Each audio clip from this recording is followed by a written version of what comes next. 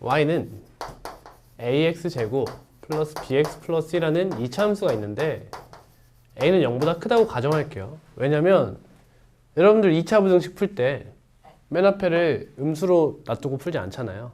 그러니까 양수로 바꾼 다음에 푼다고 가정해서 이걸로만 이야기를 할게요. 그러면 이 부등식 너가 0보다 크다, 크거나 같다, 작다, 작거나 같다는 x축이 어느 위치에 있느냐에 따라서 그 해가 달라지겠죠. 그렇죠? 피곤해, 많이 피곤해 보이네. 소위 판별식이 0보다 크다고 가정해 볼게요. 그럼 x축과 몇 개의 점에서 만나죠? 두 개의 점에서 만나요. 그러니까 얘가 판별식이 0보다 클 때의 x축의 위치입니다. 그럼 여기를 알파, 여기를 베타라고 해볼게요. 그럼 함수값이 0보다 큰 곳은 어디예요?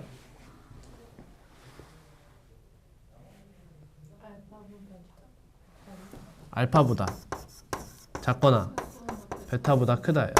얘는 무슨 뜻이죠? 0보다 크거나 같다. 말 그대로 크거나 같다는 거죠. 그러니까 얘는 이 친구의 해를 포함해요. 이해가요? 이게 완벽하게 이해가 되는 것은 여러분들이 명제에 대한 학습을 했기 때문이에요. 0보다 크거나 같다는 얘를 포함하고 있다라는 거죠. 그리고 0이 되는 값도 포함해 달라라는 거죠. 몇이죠? 알파, 베타. 여기까지 이렇게 포함된다는 거예요. 그럼 얘 0보다 작다는 알파, 베타 사이가 되겠죠? 얘는 알파, 베타도 포함해 달라라는 게 돼요. 이해가죠? 판별식이 0이면요? 그치, 접해 있어서 이게 x축의 위치가 돼요. 여기를 감마라고 잡을게요. 그러면 0보다 큰 곳은 어디예요? 감마를 제외한 전부 다죠. 그렇죠? 얘는 x가 감마가 아닌 모든 실수가 돼요. 다음 0보다 크거나 같다는 감마까지 포함돼서 모든 실수가 되죠. You get it? 0보다 작은 곳은 어디 있어요? 없습니다. 해가 없어요. 내 옷이 다 개판이 되고 있어요. 0보다 작거나 같다는 x는 감마. 2차 부등식에서 유일하게 하나의 실수만 해로 갖는 경우가 돼요. 다음 판별식이 0보다 작습니다. 그럼 여기가 x축의 위치가 돼요. 그러면 0보다 큰 함수값은 언제 가져요? 모든 실수죠. 크거나 같다는 모든 실수. 작다는 해가 없어. 해가 없어요. 그죠? 얘 가져 다. 와, 거의 다 했다 이제. 거의 다 했다. 자, 맨 밑에 2차 부등식의 작성 보세요. 뭐 하겠다는 거냐면 반대로 보겠다는 거예요. 반대로.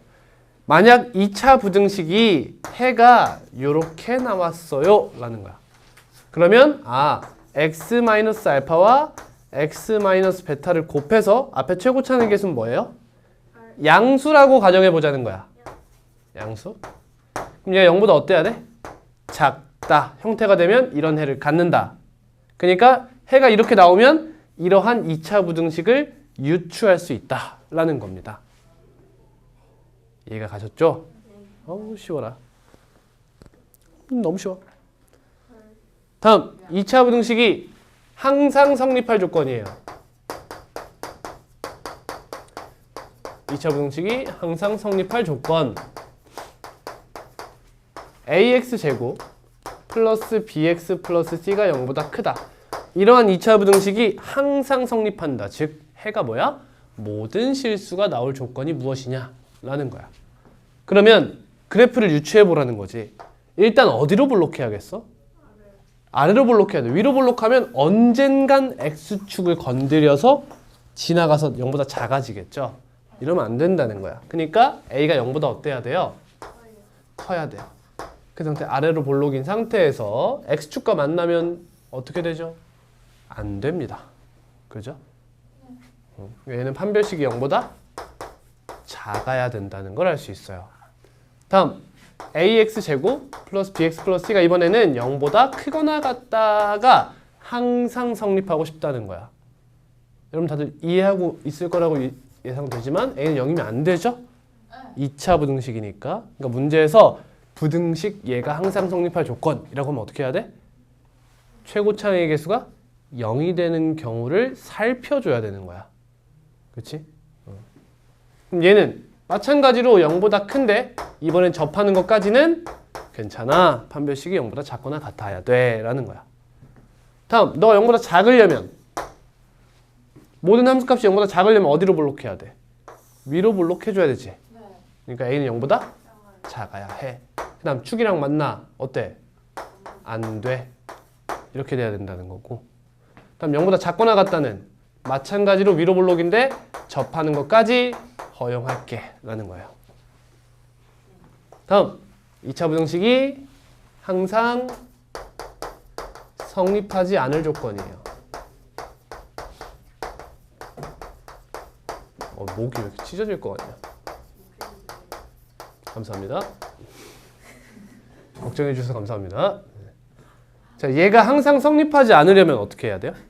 반대면 아니 A가 0보다 그치? 0보다 큰 값이 없다는 건 모든 값은 0보다 어떻다는 거야? 작거나 같다는 거야. 따라서 너가 항상 성립하지 않으려면 얘가 항상 성립해야 한다는 뜻이 되는 거지. 따라서 얘가 항상 성립하지 않을 조건은 얘가 되죠. 이렇게.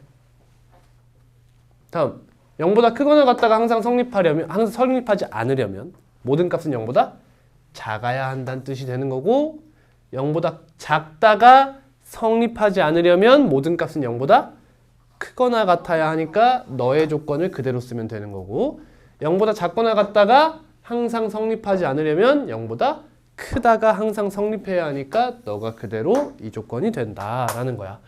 그래서 해가 없다라는 말이 나오면 그 반대, 부정이죠. 해가 모든 실수가 된다로 바꿔서 문제를 해결해 달라는 겁니다. 이해하셨죠? 네. 다음, 연립 2차 부등식 무엇을 그려 해결하죠? 부등식은 무엇을 그려 해결합니까?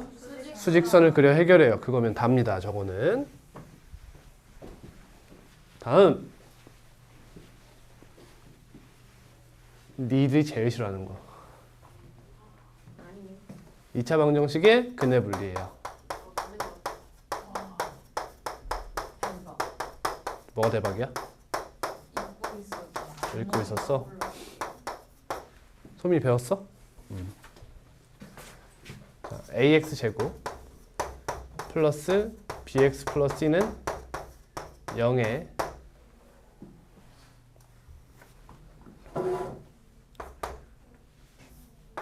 얘는 0이 아니에요. 0보다 크다고 할게요. 첫 번째, 두 근이 모두 P보다 크다. 두 번째, 두 근이 모두 Q보다 작다.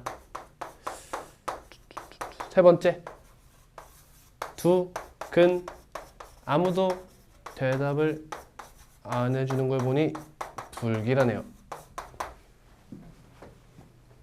이 세 가지 조건을 어떻게 해결해야 하는가? 2차 방정식의 근해 분리예요. 자, 일단 최고차의 개수가 0보다 크다는 것은 아래로 볼록한 그래프를 갖고 있다는 거죠.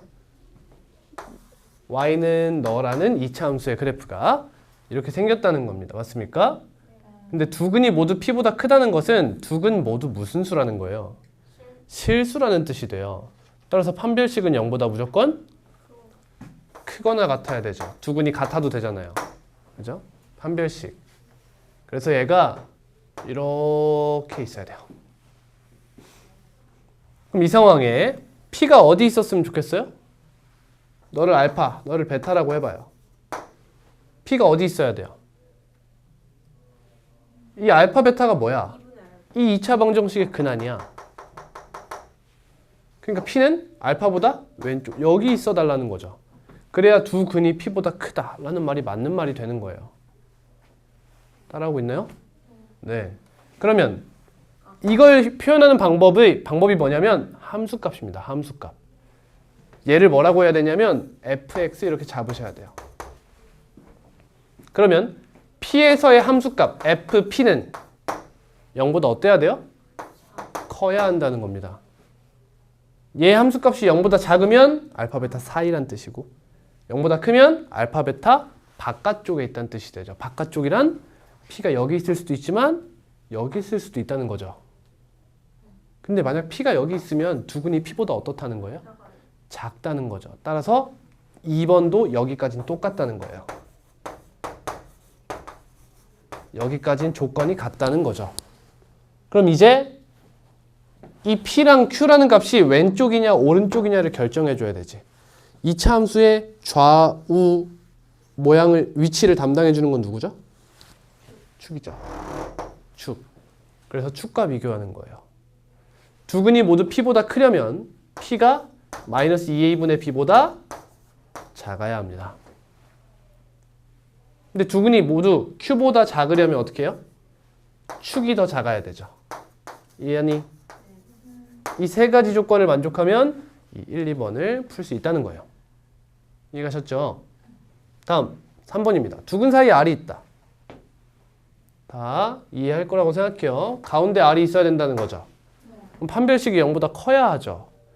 근데 음수값이 있다는 것 자체가 판별식이 0보다 크다는 것을 이미 내포하고 있어요. 그래서 얘는 FR이 0보다 작다 하나면 충분합니다. 얘가 이미 판별식의 부호를 결정해 놓은 거예요. 얘가 성립하면 판별식은 0보다 클 수밖에 없다는 겁니다. 그래서 따로 할 필요가 없는 거죠. 오케이.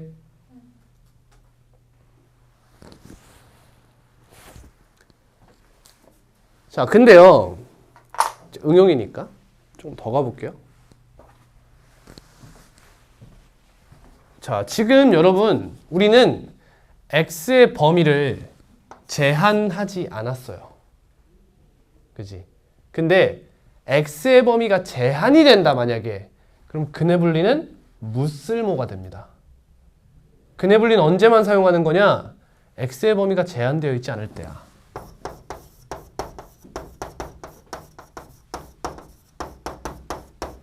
그러면 범위 제한이 있어 만약에 그럼 그 문제는 어떻게 풀어? 무조건 그래프를 그려서 풀어야 돼. 자, 딱 정리해 줄게. 잘 봐. 근해 분리에 관련한 문제가 나왔어. 예를 들어 무슨 말이냐? 두근이 어떤 실수값에 대해서 어느 쪽에 위치해야 된다 라고 근해 위치를 제한시키는 문제가 나온 거야. 그러면 일단 뭐부터 봐? 제한된 범위가 있는지 살펴요. 마치 뭐처럼 2차 함수의 최대 최소 푸는 것처럼 제한된 범위가 있는지 없는지 살핍니다. 그리고 나서 만약 제한된 범위가 없어. 그럼 어떻게 풀어? 내 맘대로 푸는 거야. 기하적으로 그래프를 그려도 되고요. 대수적으로 즉 뭐? 근해 분리를 이용해도 괜찮다는 거야. 근데 뭐가 빨라? 근해 분리를 이용하는 게 빠르다는 거지. 그러니까 얘로 빠르게 풀으라는 거야. 근데 제한된 범위가 생겨버리면 이 대수적 풀이가 제한이 된다는 거지. 이걸 못 푼다는 거야. 이걸로 풀다가 실수했어? 아, 이러한 걸 주의해야 했구나 라고 해설 보고 그거를 눈치채도 아무 상관없어. 다음에 또 실수해요. 무조건. 그러니까 절대 제한된 범위가 존재했을 때는 근해 분리를 사용하시면 안 됩니다. 무조건 뭘 사용해라? 그래프를 그려서 문제를 해결하라는 거예요. 자, 다음 응용이에요. 자, 이거는 뭐 사실 응용보다 심화에 가까운 얘기인데 심화라고 하면 갑자기 막 가슴이 막 두근두근 되죠? 아니네. 하품이 나고 있네. 근데 여러분 이 문제가 지금 두근이 모두 P보다 크다인데 얘를 응용해서 두 가지 갈래로 또 어려운 문제가 나오기도 해요. 첫 번째, 이런 이야기가 나오기도 합니다. 서로 다른 두근이 모두 P보다 크다. 가볍게 들으세요 그냥. 쟤랑 뭐가 다르죠? 두근이 서로 달라야 한다는 것이 차이점이에요. 정답입니다. 그럼 얘는 판별식이 0보다 크다로 바꿔주시면 끝나는 거예요.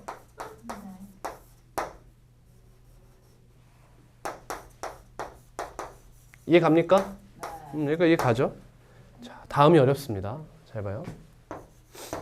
두 근이 모두 P보다 뭘까요? 작다. 그럼 2번이죠, 그거는. 크거나 같다예요. 야, 이제 좀 대가리가 터져요, 이제. 이게 어려운 문제입니다. 잘 보세요. X축이 있고 두근이 P보다 크거나 같다는 것을 당연히 두근이 P보다 클 때는 성립하는 겁니다. 이 문제가 되는 게 언제예요? 두근 중 하나가 P가 될 때가 문제예요. 크거나 같다잖아. 그러니까 두 근이 모두 P보다 크다라고 했으면 근 중 하나가 P가 되면 안 돼요. 같다는 뜻이니까. 그치? 근데 크거나 같다로 바뀌면서 이제 허용되는 경우가 뭐냐?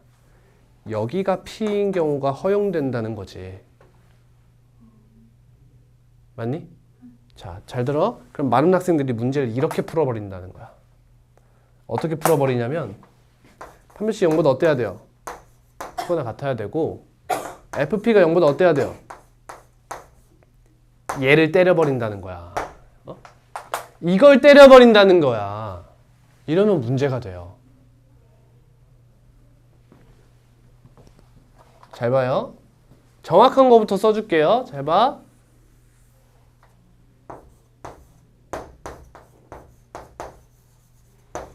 자, 얘가 뭐야? 두 근이 모두 P보다 크다의 조건이지. 잘 들어. 내가 구하고 싶은 건 크거나 같다지. 그러니까 이걸 두 가지 갈래로 나눠버리는 거야. 크다 또는 잘 들어봐. 아우씨. 두 근이 모두 P보다 크거나 같다는 두 근이 모두 P보다 큰 경우가 있고요.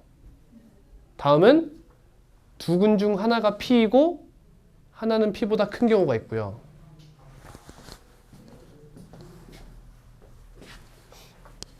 자, 여기서는 1번에서는 알파도 P보다 크고 베타도 P보다 크다에 대한 한 가지 종류만을 이야기하고 있다는 거야. 근데 2번에선 뭘 말하고 있냐면 이 P 크거나 같다는 뭐 말하고 있냐면 얘도 가능하고 얘도 가능하고 이해되니? 얘도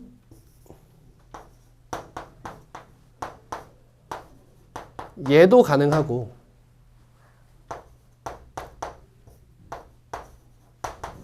얘도 가능하다는 거야. 지금 종류가 네 가지로 나뉘어버린다는 거지.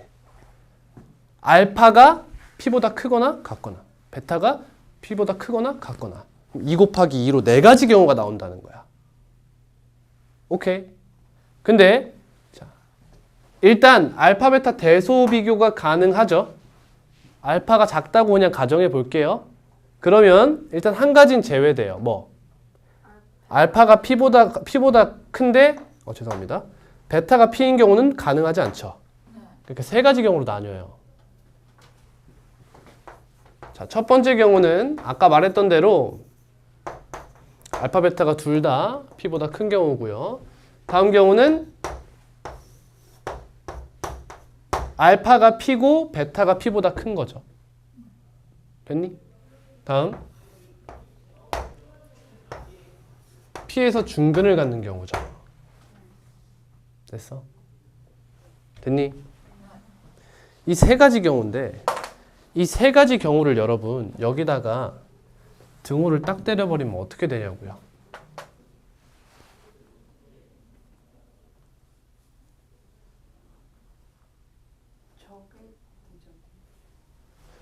마치 이런 느낌으로 바라보시면 돼요, 여러분. 루트 A와 루트 B를 곱해서 마이너스 루트 AB가 되는 AB의 조건이 뭐죠? A가 0보다 작고 B가 0보다 작거나 A가 0이거나 B가 0이면 되지. 근데 이걸 이렇게 때리는 행위인 거야, 지금. 따로따로 살펴야 되는데 귀찮아서 한 번에 싸그리 잡아서 때리는 행위라고. 이러다가 답을 틀려. 이러면 안 돼. 어떻게 풀어야 되느냐? 얘 또는 FP가 0인 경우를 따로 플러스 알파로 생각해 봐야 돼. 지금 왜 이렇게 쓰냐면 이 경우를 식으로서 여러분들한테 공식화를 해주잖아? 그럼 졸라 어려워요. 그러니까 어떻게 풀라는 거냐면 그냥 알파가 0이라고 생각해서 가능한지 가능하지 않은지를 따지라는 거야, 그냥.